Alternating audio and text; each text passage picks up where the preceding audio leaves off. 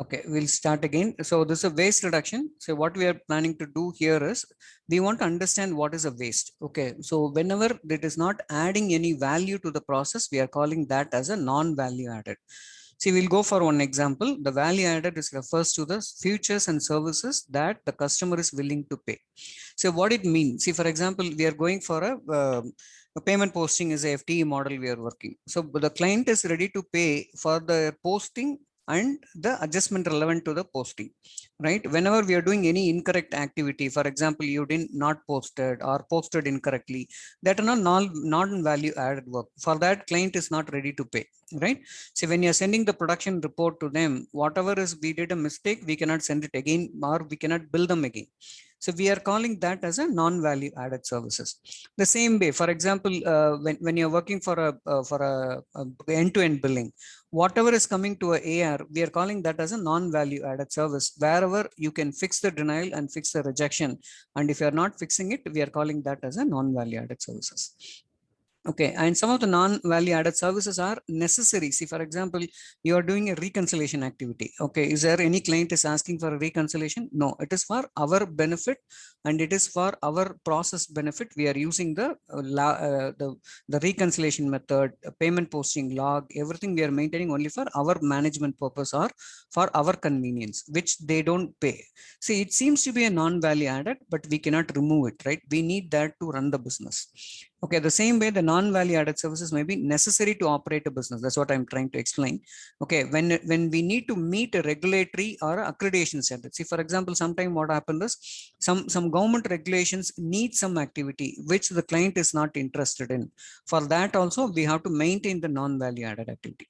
So in general, what we are trying to say here is we'll identify what is a value add and what is a non-value add. Whatever is non-value add, we are trying to reduce that and then we can improve on the value added services. See here, what is the process of eliminating the waste? Okay, we'll call that as a abbreviation as a TIMBOD. Okay, it's a transport, inventory, motion, waiting, overproduction, overprocessing, and defects. That's called TIMBOD. So what is transport? See, for example, moving the product back and forth in the multiple time. See, we'll take a scenario. For example, there is a manufacturer of a TV. Okay, he thinks that it will be sell in Chennai, and then he's dumping or he's sending many of the TV sets to Chennai, and all of a sudden he's getting a good market demand in Coimbatore. So what happened? He will first time he send it to Chennai, and from Chennai he want to transport into a Coimbatore. This is a transportation waste, right? See, instead of that, we would have been wait to where the need arises, then we can send directly to them. So how it is relevant to our process? Okay, the transportation. See, for example, what we are doing here is, for example, I have 3 projects. Okay, every project I'm moving one person from one project to other project. So what are all the things you need to do? You have to train that guy again. You have to ask him to go through the SOP and you have to put the 100% quality audit there. These are all the ways related to your transportation. And the inventory management. See, for example, holding too much of the product from the inventory. Say, for example, inventory management will take Dr. IMA or Dr. AR IMA. See, we are holding the claim for deductibles, right? See, these are all inventory management. See, this unnecessary work what we are doing here and then keeping that inventory on hold. And see, it is not going only with the hold, right? Every time we are going back and then see that whether the deductible met or not met. Every week we are adding additional work which the client is not ready to pay, but we cannot bill them also, but it is our additional work. Okay, that's the one thing. And for example, if you come to the production side, okay, for example, we are taking a car manufacturer. Okay, whether there is a demand is not or demand is there or not, if the car manufacturer produce a lot of car and it is not going to sell, then it will become a damage. Our customer may change their mind. Okay, for example, one model it become outdated and we produce a lot of car in that, then it will become an inventory waste. Okay, motion is nothing but excessive motion, people and the process. See, for example, it's similar to the transportation. Transportation is a physical movement of the product from one place to other. Here, the motion is a people moving. Okay, for example, I'm moving a people to process, or I am keeping the process changing frequently. For example, one TL may be there. Okay, they, for example, initially promoted or recently promoted TL without team handling experience. What they will do daily, they will give one work file to the team. Okay, these are all the motion activities, right? Because he's not experienced to wait for 2 or 3 days. He will every day he will change the work file. These are all the motion. Okay, a lot of changes is happening.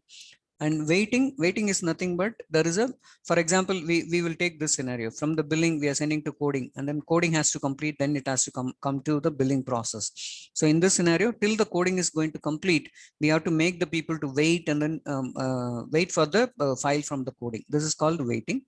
And overproduction, so for example, producing one product than needed. See what it mean by this. See, for example, any of the insurances, we know that this insurance is going to pay within 30 days or 15 to 30 days, this claim is going to pay.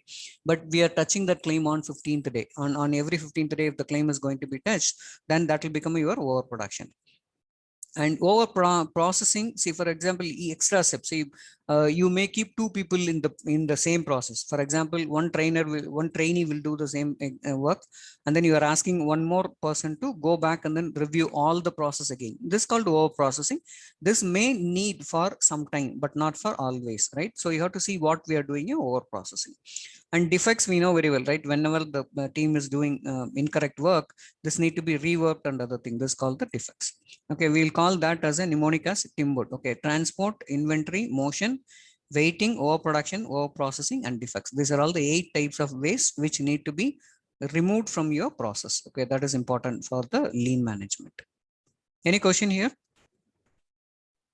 No, sir. So we'll move to the next one.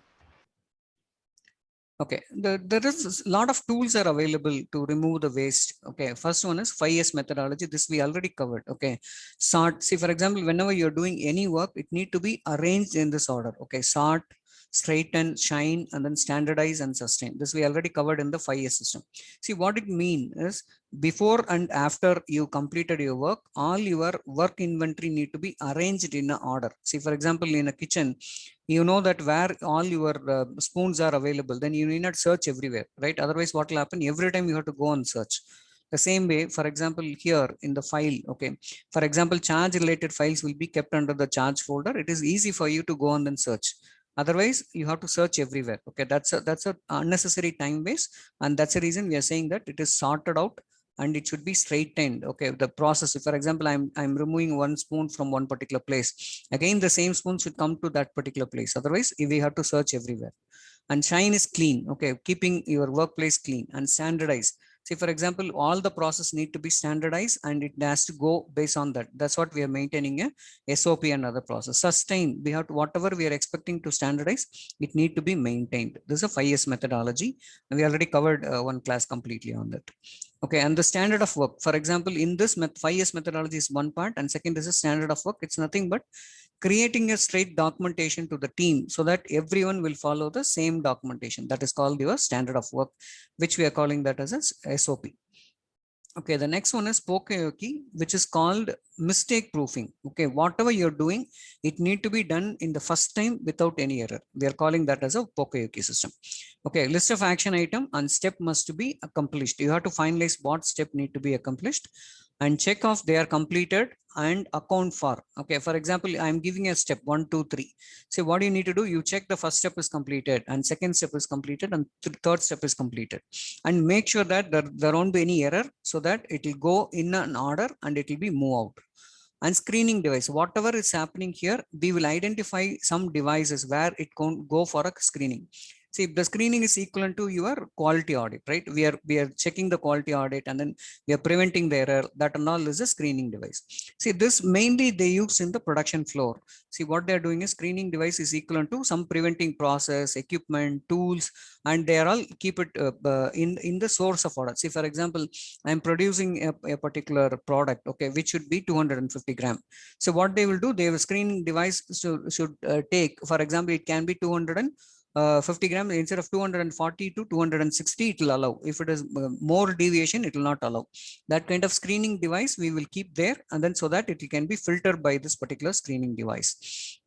So the screening device mainly used to control that incorrect use of the material can be used. See, for example, we are keeping the pre-billing audit for that only.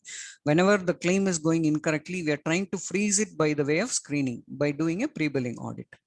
And second thing is, it's as I told you, this is a production floor. Okay, if a signaling device, when something is in an order, see for example, out of order, one particular machine is out of order, what we are doing here is we are alerting the team, entire floor, giving a signal saying that this particular machine is not working. Okay, the same thing we are doing in the using the Olympus, right? For example, you are creating a batch. If the batch is not completed, we are giving an alert to you, say that this batch is not at all allocated, or allocated batch is not completed. That's what we're calling that as a signaling devices. And control device is nothing but, see for example, if anything is goes wrong, it will automatically shut down and then close, right? So what this says is, see incorrectly, for example, machine is not working properly, whatever you are feeding inside as input, you are not getting a proper output. In that scenario, the control device will stop it, right? See, if you take your RO, right, what is happening in the RO? When your tank is full, automatically this is getting cut, right? Your flow is getting cut. That's what your controlling device. So to avoid the waste production, we have in the Pocoyoki method, we have a checklist. So we will give a checklist to the team, what they need to follow. And during the checklist, whatever the team is doing, we will do the screening.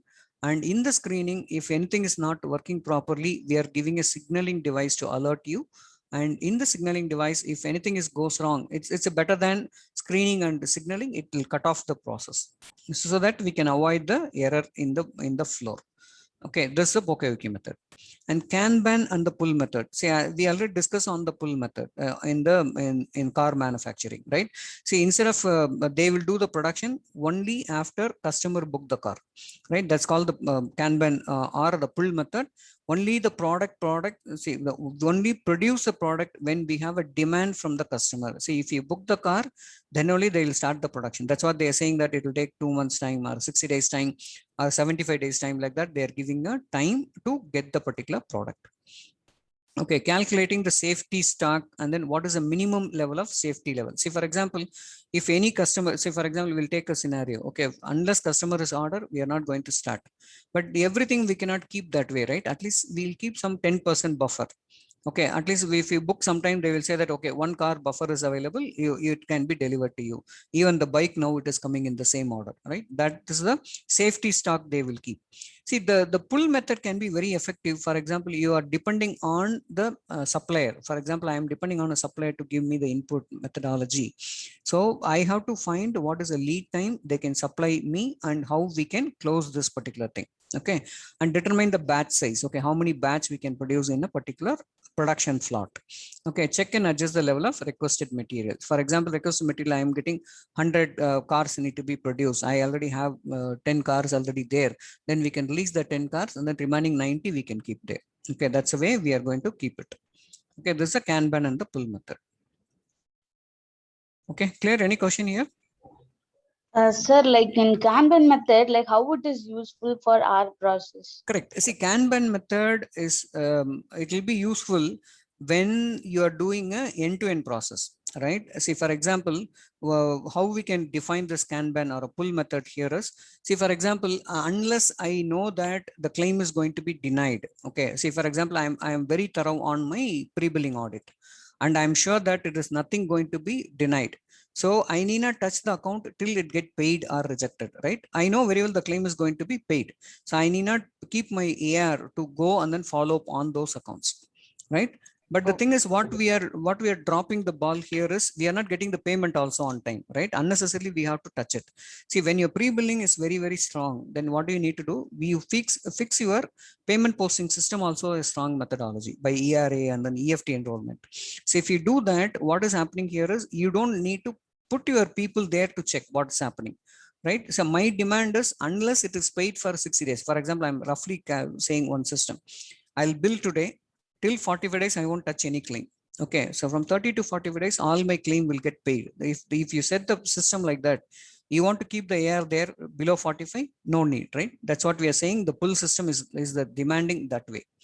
See, the customer demand, what is the customer demand? They need to get it paid. Okay, I'm giving the pay date is within 30 to 45 days, all your claims will get paid. What I'm doing, I'm working on the EFT, and then I'm trying to reduce my time to pay within 0 to 30 days.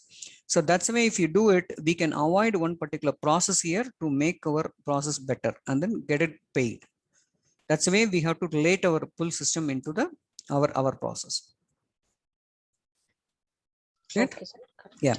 And second thing is, for example, one more scenario also I can give. For example, IMA, right? In that IMA, I know that I'm going to get the weekly 1 day only, right?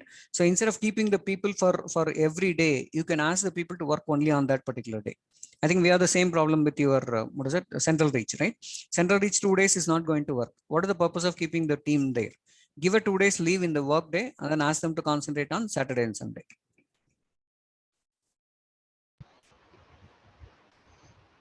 இந்த வாரம் போய் பேசுங்க குச்சி எடுத்துட்டு வருவாங்க. Okay, that's the way you have to plan. At least the system shuffling, okay, the shifting methodology, everything you can do based on your pull methodology. Okay, the next one is design of experiment. Okay, so this one interesting topic, but most of the thing you can correlate if it is a production site. Okay, we'll try to correlate with our methodology, what we are trying to do.